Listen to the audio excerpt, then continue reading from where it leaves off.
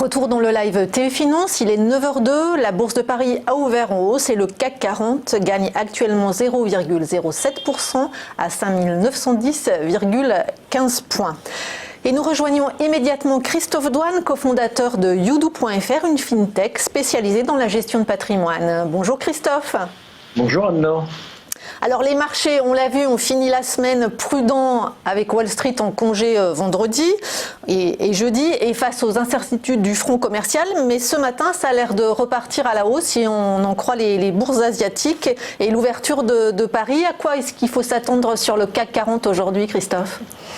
Alors cette semaine, on va être encore guidé à nouveau par les relations sino-américaines, mais bon, les relations sino-américaines, ça vient depuis maintenant plusieurs mois. Les opérateurs y font attention, des fois moins attention, donc on peut difficilement se positionner et se caler sur ce type d'événement. On regarde à court terme, en tout cas, les opérateurs de marché semblent regarder à court terme la zone des 6000, qui reste une zone psychologique importante, les plus hauts qu'on n'ait pas vus depuis 2007. Néanmoins, sur la partie inférieure, si on regarde les supports techniques, on a les 5858 qui sont pas loin, mais ça reste relativement solide.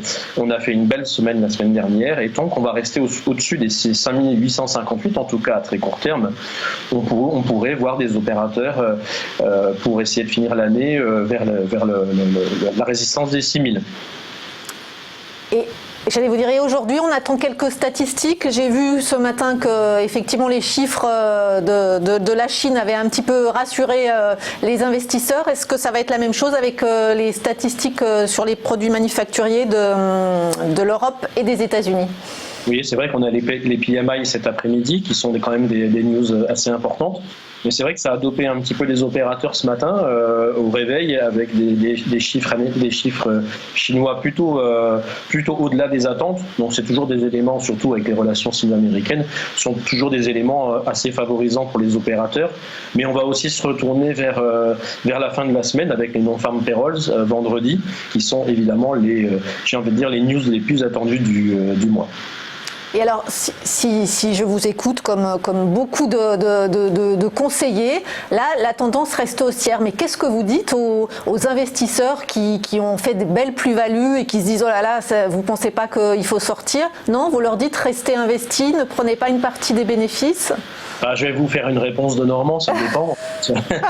ça dépend, pourquoi ? Parce que ça dépend de l'horizon de temps sur lequel ils ont investi. Et un opérateur de marché ou un investisseur privé qui a pris des positions, ça dépend à quel moment il a pris ses positions. Est-ce que c'est des positions long terme, moyen terme, court terme ? Et la réponse, elle va être tout à fait différente en fonction de ces différents éléments.